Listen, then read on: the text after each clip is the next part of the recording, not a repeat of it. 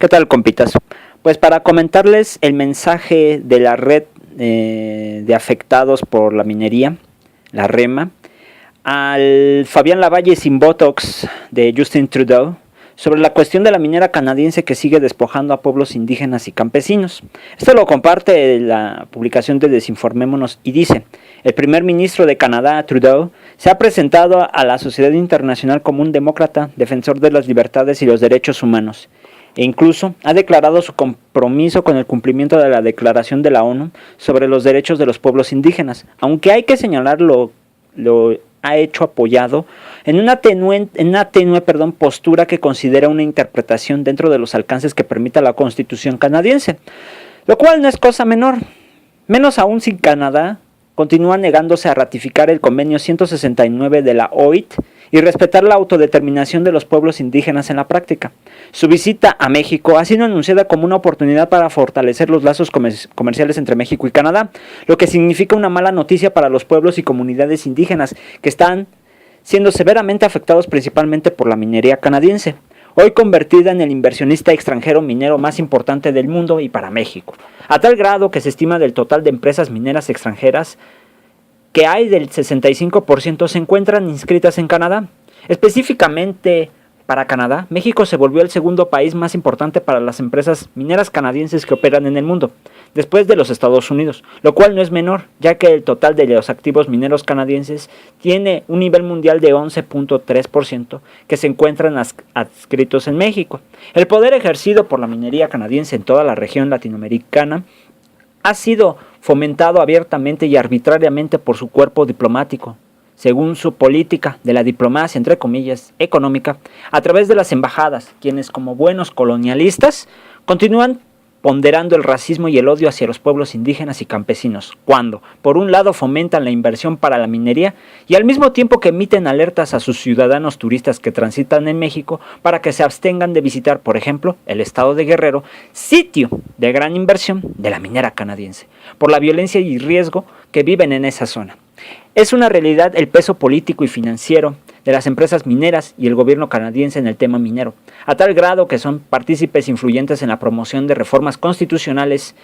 de leyes y reglamentos del ramo para facilitar la llegada de inversiones, pero también para adelgazar u obviar la restitución de daños, el pago de impuestos o de plano suprimir cualquier aspecto que afecte su relación de ganancias. En México ha generado una legislación inconstitucional y violatoria de derechos humanos, porque entre otros aspectos se considera a la minera como actividad preferente sobre cualquier otra susceptible de aprovechamiento, aunque esta literalmente desarrollada por privados es considerada de utilidad pública. Entre ellos lo apoya Andrés Manuel López Obrador, esto no lo menciono, que solo ha significado el despojo y desplazamiento forzado de los legítimos propietarios, y cuando estos últimos pretenden defender sus derechos, estos les son totalmente negados por las propias empresas de forma directa o a través de sus estructuras de fuerza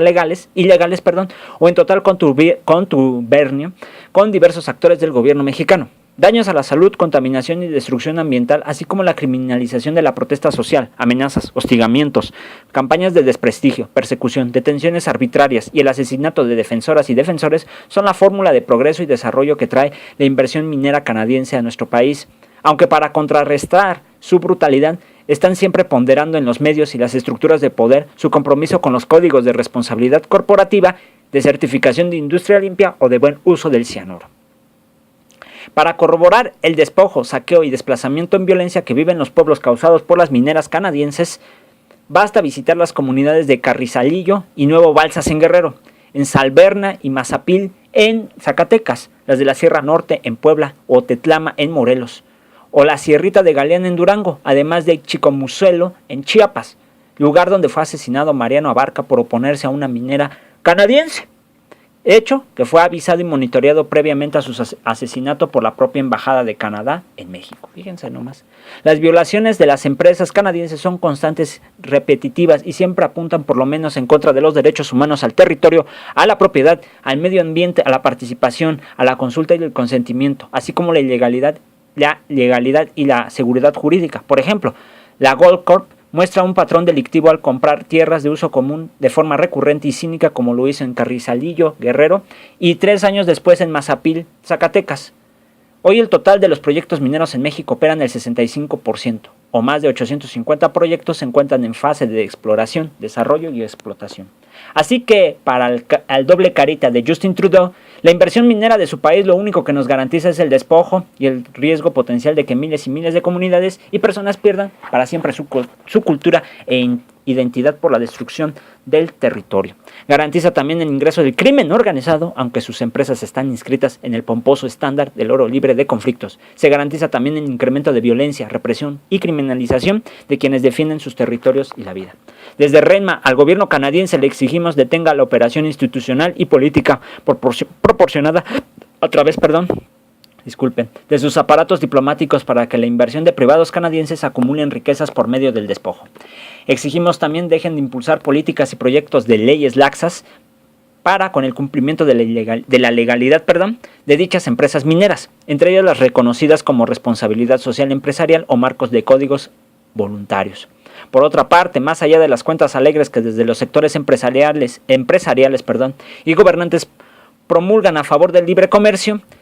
como el TLC, este solamente ha servido para legalizar el despojo, acumular más riquezas de los sectores ya enriquecidos, generar un desplazamiento paulatino tanto de los productos como de las economías locales para crear una nueva acumulación y control de capital, así como un incremento de los procesos para desregular la propiedad de la tierra, de tal forma que diluyen la protección del interés y la utilidad pública, y en tanto se validen el saqueo de privados. En resumen, el principal propósito del TLC entre México, Estados Unidos y Canadá ha sido desaparecer al campo y a los campesinos. Así que doble carita de Trudeau, queremos recordarle que más de un año, el 26 de abril del 2016, varias organizaciones le enviamos una carta a la cual le solicitábamos su amable atención, justo para revisar el contexto de las violaciones de las empresas canadienses en México y Latinoamérica.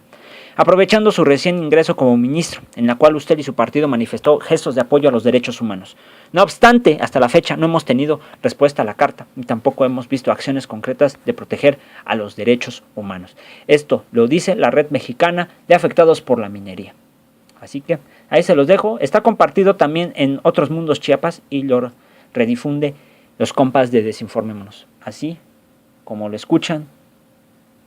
este es un aviso para el doble carita y el hijo de Fabián Lavalle, o el Fabián Lavalle sin Botox de Justin Trudeau. Que no entiendan que lo que están haciendo es seguir perjudicando a miles y hasta millones de personas. Saludos, compas.